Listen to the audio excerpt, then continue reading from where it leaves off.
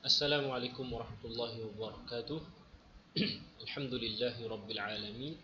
Wassalatu wassalamu ala asyrafil mursalin wa ala alihi wa sahbihi ajma'in, amma ba'd. Alhamdulillah, insyaAllah pada siri kali ini kita akan meneruskan perbahasan tentang tafsir Al-Quran, itu pada surah Al-Insan. InsyaAllah pada kali ini kita akan mulakan perbincangan tentang surah Al-Insan dengan kita melihat muqaddimah ataupun pengenalan kepada surah ini. Dan memahami muqaddimah kepada surah itu merupakan salah satu daripada cara ataupun metodologi para ulama tafsir memahamkan kita tentang makna ataupun kandungan kepada surah tersebut. Jadi dengan kita memahami muqaddimah kepada surah ini, kita akan ada mampu untuk memahami surah ini dengan lebih mendalam. Baik, yang pertama kita melihat surah Al-Insan. Surah ini juga digelar sebagai surah Ad-Dahr kerana di dalam surah ini menyebut tentang Al-Insan. Dan hal ata 'alal insani hinun minad dahri. Ad-Dahri di situ juga disebut. Kedua-dua perkataan ini diambil secara jelas, secara direct daripada surah Al-Insan. Dan surah Al-Insan ini merupakan surah kategori Madaniyah, dan surah ini mempunyai 31 ayat. Dan seterusnya tasmiyatuha, penamaan kepada surah ini, summiyat, dinamakan surah ini sebagai surah Al-Insan kerana apa? Liftitahiha bitanwihi bi khalqil insani wa ijadih. Kerana Allah Subhanahu wa taala memulakan surah ini dengan menyebut tentang khalqil insan. Allah Taala memuliakan, mengangkat darjat manusia itu dengan Allah Taala menyebut tentang penciptaan manusia dan kejadiannya. Maksudnya bermula daripada manusia itu dicipta dan manusia itu meneruskan proses pembesaran atau proses kejadian sebagai seorang manusia itu. Jadi ini sebagai satu kemuliaan kepada manusia. Ba'da an lam yakun syai'an mawjuda, setelah mana manusia itu menjadi sesuatu yang tidak wujud. Maksudnya manusia ini, kita ini pernah berada di satu fasa, iaitu fasa lam yakun syai'an mawjudan. Maksudnya fasa yang tidak wujud.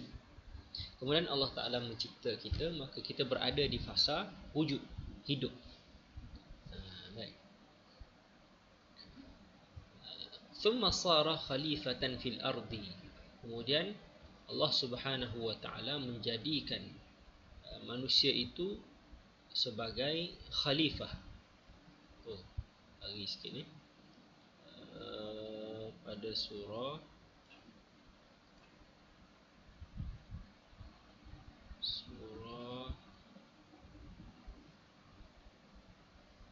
Al-Insan. Okey, baik. Surah Al-Insan. Tadi ada tertekan tadi kot mungkin. Okey, baik. Ini pada bab yang kedua ataupun surah yang kedua, surah Al-Insan. Kemudian setelah Allah Ta'ala memulakan, ini cerita tentang tasmiyah. Kenapa dinamakan surah ini sebagai surah Al-Insan? Kerana surah ini dimulakan dengan menyebut tentang kejadian manusia, penciptaan dan kejadian manusia. Kemudian manusia itu sara khalifatan fil ard. Setelah manusia itu tidak ada, kemudian dicipta, kemudian dilantik, diangkat menjadi khalifah atas muka bumi. Wa khalaqalahu jami' ma fil ardi.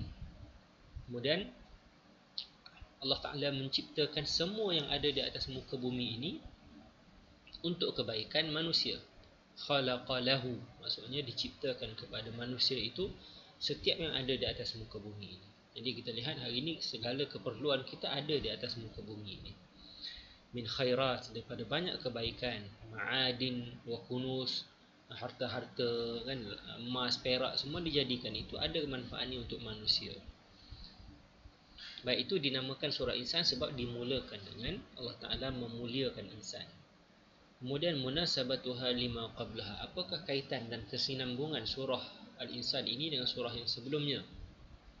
Ada 3 poin ataupun kaitannya. Yang pertama, ذكر الله تعالى في آخر السورة السابقة مبدأ خلق الإنسان من نطفة ثم جعل منه الصنفين.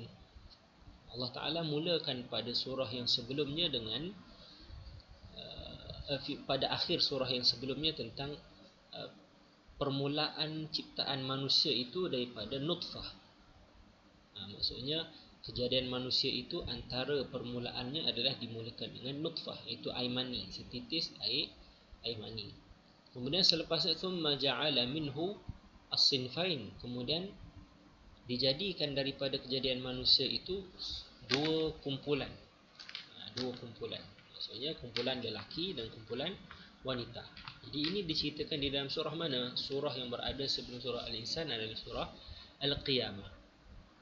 Di pada surah Al-Qiyamah di hujungnya diceritakan juga tentang kejadian manusia, awal-awal kejadian manusia min nutfah, daripada air mani, kemudian dikelompokkan kepada dua kelompok, min dzakarin wa untha, laki-laki dan juga wanita. Thumma dzakara fi matla'i hadhihi surah, kemudian Allah Ta'ala menyambung pada awal surah ini, iaitu surah Al-Insan, dengan menyatakan tentang khalqi Adam abil bashar, penciptaan bapa kepada manusia ini. Jadi manusia yang pertama diciptakan adalah Adam alaihissalam. Kewujudan di atas muka bumi ini adalah Nabi Adam alaihissalam. Jadi ada kaitan di situ. Hujung surah Al-Qiyamah dinyatakan tentang macam mana pembiakan manusia itu bermula daripada nutfah dan ada laki dan perempuan. Dan pada surah ini dimulakan dengan cipta manusia yang terawal itu adalah Adam alaihissalam. Kemudian waja'alahu sami'an basira, dijadikan kepada manusia itu adanya pendengaran, adanya penglihatan. Thumma hidayatuhu sabil, kemudian Allah Ta'ala berikan hidayah, petunjuk kepada manusia tersebut. Wa ma tarattaba alaihi min inqisamil bashar ila naw'ain, setelah Allah Ta'ala memberikan hidayah, petunjuk kepada manusia, maka manusia ketika itu terbahagi kepada dua jenis. Sama ada manusia yang menerima hidayah Allah, maka mereka digelar sebagai syakir, orang yang bersyukur. Dan golongan yang kedua adalah golongan yang kufur, maksudnya menolak segala hidayah dan petunjuk daripada Allah Ta'ala. Mereka itu digelar sebagai orang yang ingkar, iaitu kufur. Baik, ini kaitan yang pertama. Jadi kedua-dua surah ini ada menceritakan tentang awal ciptaan manusia. Yang kedua, kita melihat ajmala fi suratil mutaqaddimah wasfu halil jannah wan nar. Diumumkan, ajmal maksudnya ijmalan, Allah Ta'ala mengumumkan, disebut secara umum pada surah Al-Qiyamah tentang apa? Tentang syurga dan juga neraka secara umum. Thumma fassala awsafahuma, kemudian Allah Ta'ala mendetailkan, tafsilan, mendetailkan sedikit pada surah ini, surah Al-Insan ini, tentang ciri-ciri kedua-duanya, iaitu syurga dan juga neraka. Fi hadhihi surah wa atnaba fi wasfil jannah, namun diberikan sedikit penekanan, dilebihkan tentang kisah-kisah ataupun ciri-ciri tentang syurga. Jadi kita melihat pada surah Al-Insan ini, pada topik yang akan datang, Allah Ta'ala menceritakan tentang nikmat-nikmat yang ada di dalam syurga. Itu yang kedua. Yang ketiga, dzakara subhanahu fi surati as-sabiqah al-ahwal allati yalqaha al-fujjar fi yaumil qiyamah. Allah Subhanahu wa Ta'ala menyatakan pada surah yang sebelumnya tentang keadaan-keadaan buruk, al-ahwal. Ini keadaan yang buruk yang dilalui oleh golongan yang fujjar, orang yang menderhaka, orang yang ingkar terhadap Allah Subhanahu wa Ta'ala pada hari kiamat. Bagaimana keadaan mereka? Menakutkan. Wa dzakara fi hadhihi surah, namun diceritakan pada surah ini, iaitu surah Al-Insan, ma yanqahu al-abrar, apa yang bakal ditempuhi dan dilalui oleh orang-orang yang taat. Al-abrar ini maksud orang yang baik-baik, minan na'im, dalam bentuk kenikmatan di syurga. Jadi di situ ada kesinambungan. Surah Qiyamah difokuskan cerita bagaimana keadaan orang yang kufur di hari kiamat. Namun pada surah Al-Insan ini dinyatakan tentang bagaimana orang yang beriman akan mendapat kenikmatan di sisi Tuhan mereka. Baik, seterusnya kita melihat secara umum apakah sinopsis kepada surah ini. Mashtamalat alaihi surah. بالرغم من كون هذه السورة مدنية في قول الجمهور فإنها عنيت بالحديث عن أحوال الآخرة. Di sini dinyatakan walaupun ataupun meskipun surah ini dikategorikan oleh jumhur ulama sebagai surah madaniyah, فإنها عنيت بالحديث عن أحوال الآخرة. Sedangkan kalau kita lihat di dalam surah ini banyak menceritakan tentang hari-hari akhirat. Jadi kita faham sebelum ini kalau surah ini surah Makkiyah, maka Makkiyah itu fasa membina akidah kepercayaan. Banyak cerita tentang syurga neraka, tentang benda-benda yang berbentuk i'tiqad, kepercayaan. Namun di fasa Madaniyah lebih fokus kepada hukum hakam, ketamadunan dan sebagainya. Namun di sini surah ini, walaupun surah ini dikategorikan sebagai surah Madaniyah oleh jumhur ulama, namun di dalam surah ini banyak membincangkan tentang ahwalul akhirah, tentang hari akhirat. Wala siyama tana'umil abrar fi dalil khuldi wan na'im. Tidak dilupakan juga dinyatakan di dalam surah ini tentang kenikmatan yang akan dikecapi oleh orang yang soleh di dalam negara yang kekal, maksudnya di syurga Allah Subhanahu wa taala. Jadi permulaan kepada surah ini kita melihat kesinambungan dari sudut kategori surah. Surah ini dinamakan Madaniyah, tetapi di dalamnya ada menceritakan tentang hari kiamat, tentang hari akhirat, itu berkenaan dengan syurga dan neraka. Amma man qala bi annaha makkiyah fa ra'yuhu muttafaqun ma'a mawdu'iha. Adapun pandangan yang minoriti yang mengatakan surah ini adalah surah Makkiyah, maka pandangan mereka itu selari dengan intipati ataupun konten yang ada di dalam surah Al-Insan. Iaitu surah Al-Insan cerita tentang akhirat, maka sesuai dinamakan surah ini sebagai surah Makkiyah. Jadi apapun kita melihat secara umum surah ini ada khilaf, ada kata Madaniyah, ada kata Makkiyah. Namun jumhur ulama meletakkan ia sebagai Madaniyah. وقد افتتحت بالكلام عن مبدأ خلق الإنسان. Maka dimulakan surah ini tentang menceritakan tentang penciptaan manusia dan juga wa tazwiduhu. Allah Subhanahu wa taala memberikan bekalan ataupun persiapan kepada manusia itu kelengkapannya dengan taqatis sam'i wal basar, dengan alat mendengar dan juga alat melihat. Ini pada permulaannya. Apabila Allah Ta'ala cipta, Allah Ta'ala berikan pendengaran, penglihatan. Wa hidayatuhu sabil, Allah Ta'ala berikan kepada mereka manual kehidupan, hidayah. Kemudian daripada situ inqisamuhu ila fi'atain. Manusia itu terbagi kepada dua, sama ada syakir ataupun kufur. Wal ikhbar an jazail syakirin wal jahilin. Kemudian Allah Ta'ala cerita tentang balasan kepada orang yang bersyukur dan balasan kepada orang yang ingkar. Kemudian wa wasafa al-jannati wan nar. Kemudian Allah Subhanahu wa taala menyifatkan tentang syurga dan juga neraka. Jadi ini flow dia, perjalanan perbincangan surah ini. Cerita tentang Allah Taala cipta manusia, kemudian berikan pendengaran, penglihatan, berikan hidayah, kemudian manusia terbahagi kepada dua, syakir, bersyukur ataupun kufur. Kemudian Allah Taala nyatakan apakah balasan kepada kedua-dua kumpulan ini dan didetailkan tentang keadaan di syurga dan di neraka. Thumma asyadat bi'a'mali syakirin.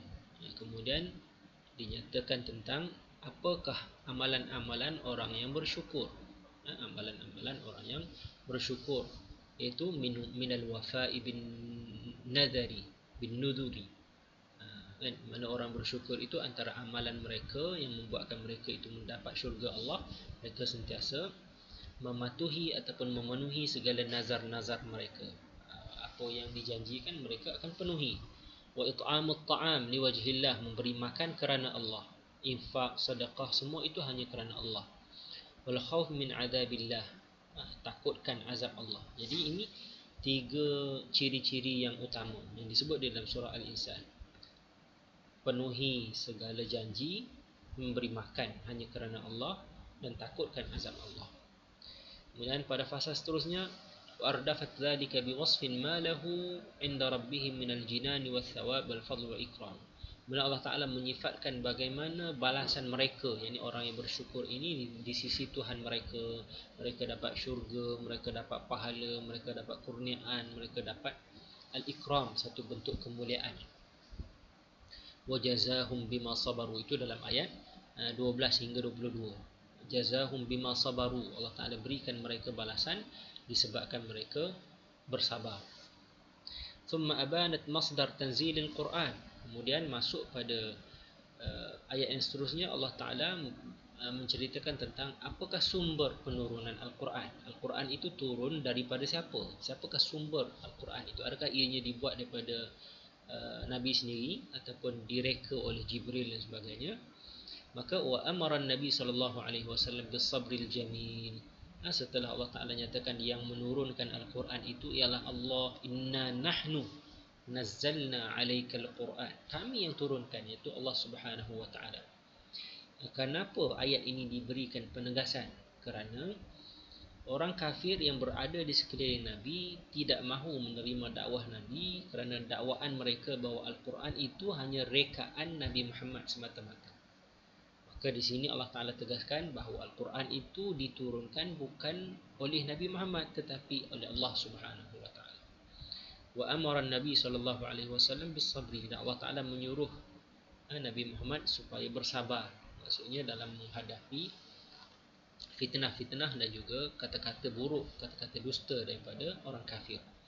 Wa dzikrullah, dan supaya Nabi sallallahu alaihi wasallam sentiasa melazimi diri dengan mengingati Allah. Wa qiyamul lail, banyakkan mendirikan malam hanya kerana Allah. Itu pada ayat 22 hingga 26. Kemudian wa nawwahat bi syai'in tadammanathu as-surah as-sabiqah wa huwa hubbud dunya al-ajilah wa tarkil akhirah. Maka di hujung surah yang sebelumnya, yakni surah yang sebelum pada surah Al-Insan ini, iaitu surah Al-Qiyamah, dinyatakan tentang ada manusia yang cintakan al-ajilah, ini dunia, cintakan dunia dan meninggalkan akhirat. Maka di dalam surah ini tahdiduhum bitabdil amthalihim indamu 'alal kufri. Maksudnya Allah Subhanahu wa taala memberikan dia punya ancaman. Allah Ta'ala mengancam mereka sekiranya mereka berterusan dalam keadaan kufur kepada Allah, Allah Subhanahu wa taala tidak teragak-agak untuk menukar mereka, tabdil. Maksudnya mereka itu dihapuskan, kemudian didatangkan satu generasi yang baru, yang lebih taat dan lebih mengikut suruhan Allah Subhanahu wa taala. Jadi ini sebelum yang terakhir wa khatamat as-surah al-karimah bi'ilami anna al-Qur'ana tadhkiratun wa 'izzatun li jami'il bashar wa naddabahum. Diakhiri surah Al-Insan ini dengan Allah Subhanahu wa taala menyatakan bahawa Al-Quran itu adalah tazkirah, peringatan. Jadi kita banyak baca Al-Quran ini, khususnya surah Al-Insan ini biasa kita baca pada di dalam solat pada subuh hari Jumaat. Ini menjadi kebiasaan dan juga menjadi sunnah Nabi sallallahu alaihi wasallam. Pada rakaat pertama dibacakan surah As-Sajdah, rakaat kedua dibacakan surah Al-Insan. Jadi surah Al-Insan ini antara fokusnya adalah tadhkiratun wa 'izzatun li jami'il bashar, satu bentuk peringatan dan pengajaran kepada semua manusia. Jadi kalau setiap hari Jumaat kita menghayati surah ini, jadi sebagai seorang manusia dia akan teringat kepada asal usul kejadian dia, dan mengingati asal usul kejadian ini boleh membuatkan manusia itu sentiasa bertaubat dan ingin sedar diri dan ingin kembali kepada Allah Subhanahu wa taala. Jadi pengakhiran surah Al-Insan. Baik, kita pergi kepada surah yang pertama, iaitu surah surah yang pertama dan tajuk yang pertama iaitu khalaqallahul insan. Allah Subhanahu Wa Taala mencipta manusia dan memberikan hidayah kepada manusia. Ini ayat pertama hingga ayat yang ketiga. Okey, kita melihat 3 ayat ini, fahami dulu apakah makna ataupun mafhum kepada ayat ini. Hal ata 'alal insani hinun minad dahri. Bukankah telah berlalu kepada manusia itu satu ketika, satu detik, satu masa sedang ia masih belum wujud lagi. Hinun minad dahri. Sedangkan dalam keadaan itu manusia belum wujud lagi. Tidak menjadi sesuatu benda yang disebut-sebut. Lam yakun syai'an madhkura. Maksudnya manusia itu belum dikenal, belum disebut-sebut lagi. Jadi ini satu bentuk pertanyaan. Hal ata 'alal insan. Bukankah telah berlalu kepada manusia itu satu detik manusia sedangkan ia tidak menjadi sesuatu benda yang disebut-sebut. Jadi kita akan lihat apakah yang dimaksudkan dengan pertanyaan ini. Kemudian inna khalaqnal insana min nutfah. Sesungguhnya kami telah menjadikan manusia itu, mencipta manusia itu bermula daripada air mani yang bercampur amsyajin nabtalihi, bercampur benih lelaki dan perempuan, serta kami tetap mengujinya, nabtalihi. Jadi di sini kita boleh faham Allah Taala cipta manusia daripada nutfah dan di sana ada fokus penciptaan itu adalah untuk diuji. Jadi tak pelik sekiranya manusia itu diuji dengan pelbagai ujian, kerana dah namanya manusia memang dicipta untuk diuji. Jadi oleh sebab Allah Subhanahu Wa Taala ingin menguji manusia, maka faja'alnahu sami'an basira. Maka kami telah menjadikan kepada manusia itu berkeadaan mendengar dan melihat. Jadi ada kaitan cipta kemudian diuji. Sebelum diuji diberikan dulu pendengaran dan penglihatan supaya dia layak untuk diuji.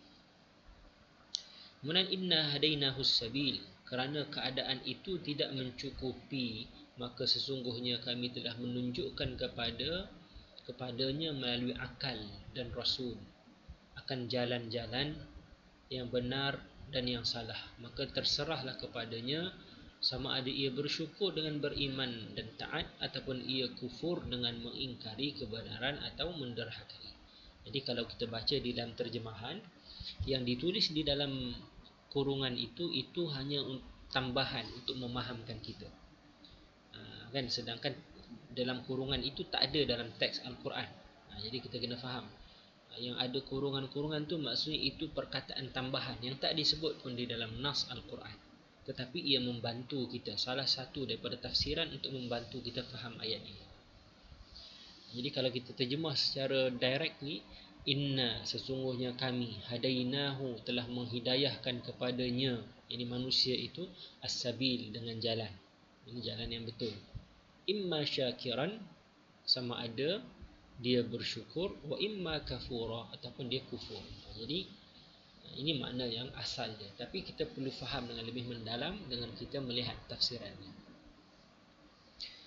Baik, sebelum itu kita terus masuk kepada mufradat, melihat perkataan demi perkataan.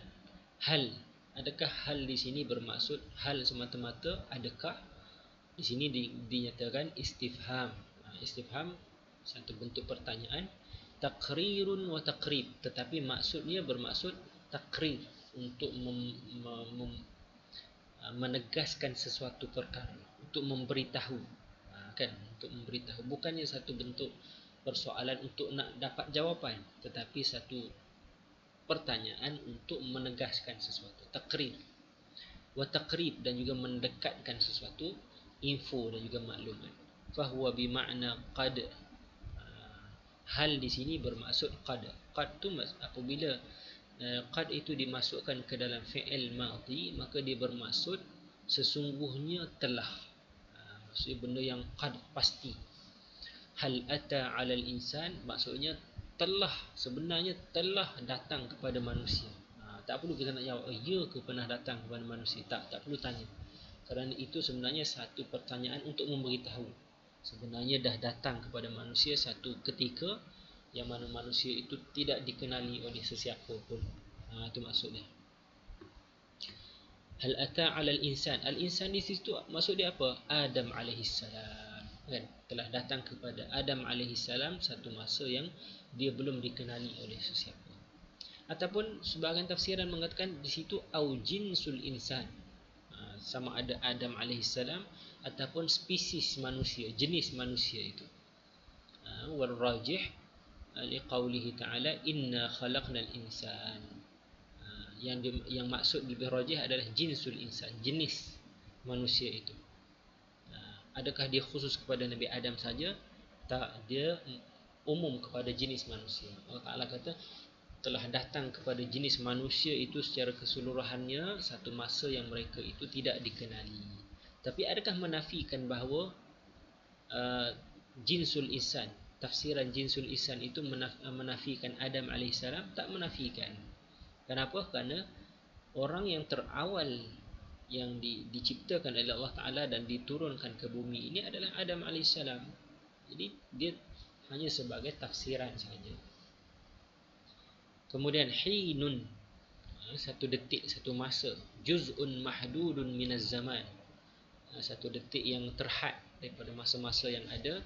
Qaddarahu ba'duhum bi 40 sanah. Sebahagian daripada mereka menyatakan hin di situ dibuat anggaran selama 40 tahun. Ada satu tafsiran yang mengatakan selama 40 tahun. Maksudnya daripada Nabi Adam alaihissalam dicipta itu, apabila dah dicipta, belum ditiupkan roh dalam ketika itu, Nabi Adam tidak dikenali.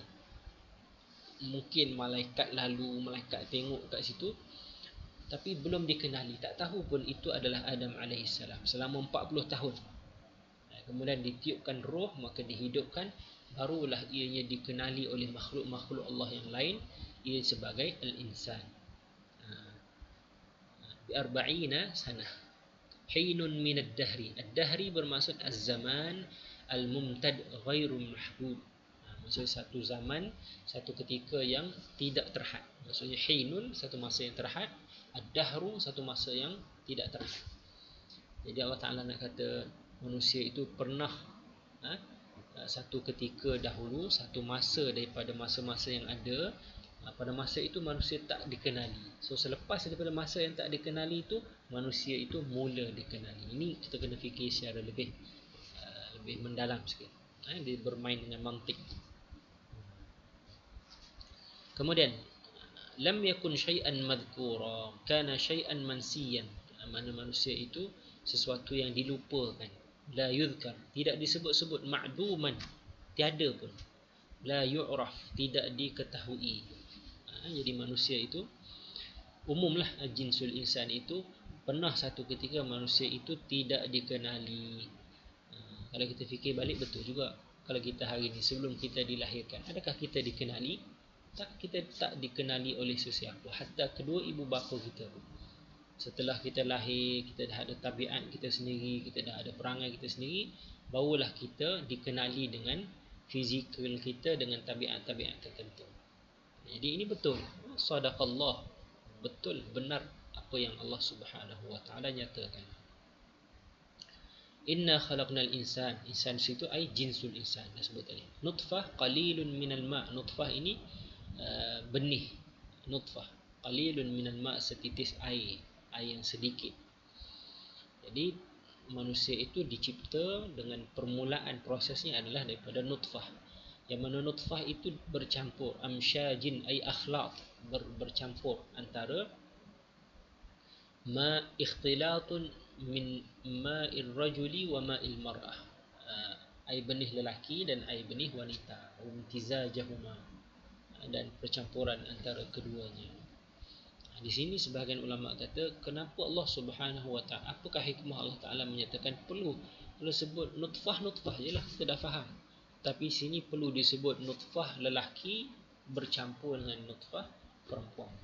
Sebahagian ulama kata di sini apabila Al-Quran ataupun surah ini diturunkan, orang Arab itu hanya fikir bahawa benih itu hanya ada pada lelaki saja. Nutfah itu hanya ada pada lelaki saja. Perempuan tak ada benih, tak ada air mani. Tetapi Allah Ta'ala menyatakan di sini amsyaj, bercampur keduanya baru jadi.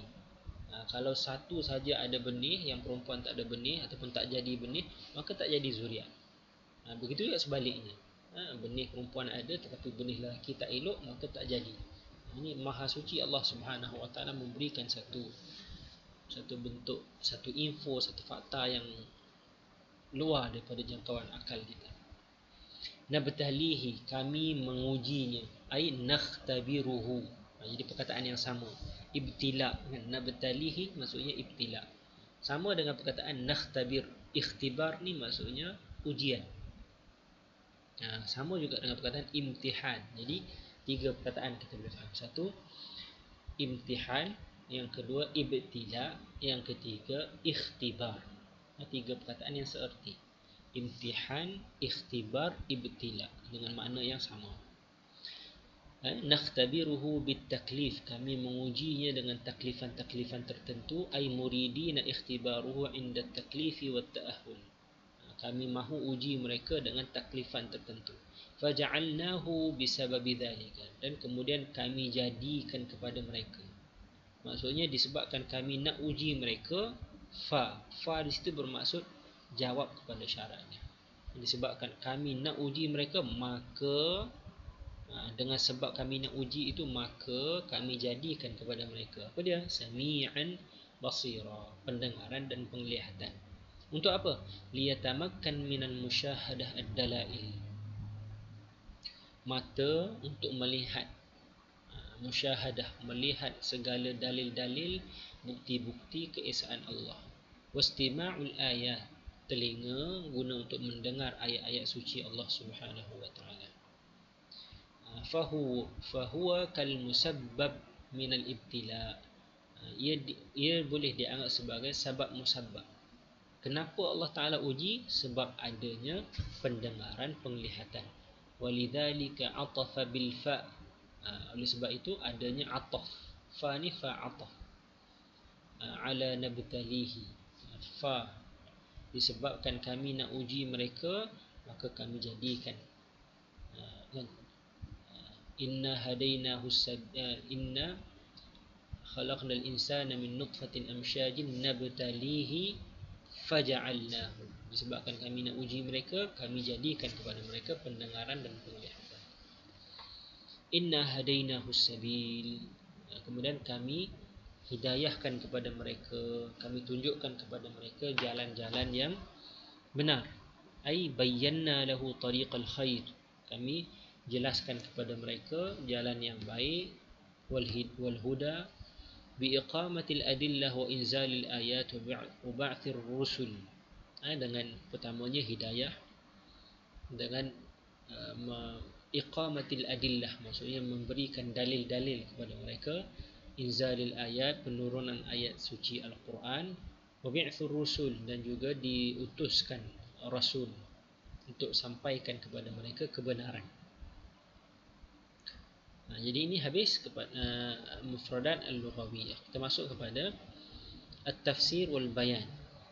Ini huraian kepada ayat yang kita bincang tadi dan ada kaitan dengan mufradat yang kita dah bincangkan. Kita pergi secara ringkas. Hal ata 'alal insani hinun min ad-dahri lam yakun syai'an madhkura. Telah datang kepada manusia satu detik masa. Ingat lagi, hinun, satu masa yang mahdud, yang terhad. Minad dahri, satu masa yang ghairu mahdud, maksudnya mumtad, masa yang berpanjangan. Jadi hal tadi kita dah faham, dia bermaksud qad, sesungguhnya. Jadi kita tengok apa maksud, apa huraiannya. Qad ata 'alal insan, telah datang kepada manusia itu, telah datang kepada manusia itu jenis, telah datang kepada jenis manusia itu satu zaman yang mana kana fihi mansiyan, di mana manusia itu dilupakan, tidak dikenali. Ghairu mawjud, tidak wujud. Falam yakun Adam wa banuhu syai'an ma'rufan, Tidak ada pun sama ada Nabi Adam ataupun anak-anak Nabi Adam itu tidak dikenali, wala makhluqan, dan tidak diciptakan lagi, wala madhkuran, dan tidak disebut-sebut oleh sesiapa pun, li ahadin minal khaliqatil mutaqaddimin alaihi wahumul malaikah wal jin. Maksudnya malaikat dan jin itu tak sebut-sebut pun, tak tahu pun akan kewujudan manusia itu. وهذا إخبار بكون الإنسان في بدء الخلق معدوما غير مخلوق. Kan perkhabaran ini beritahu bahawa manusia itu pada permulaan penciptaan dia bermula dengan ma'dum. Ma'dum ni tiada, daripada tiada kepada ada. Itu konsep kewujudan manusia. Baik. Itu poin dia lah, maksudnya nak menyatakan bahawa sesungguhnya telah datang kepada manusia satu detik masa yang manusia itu tidak dikenali oleh sesiapa, sama ada malaikat ataupun jin.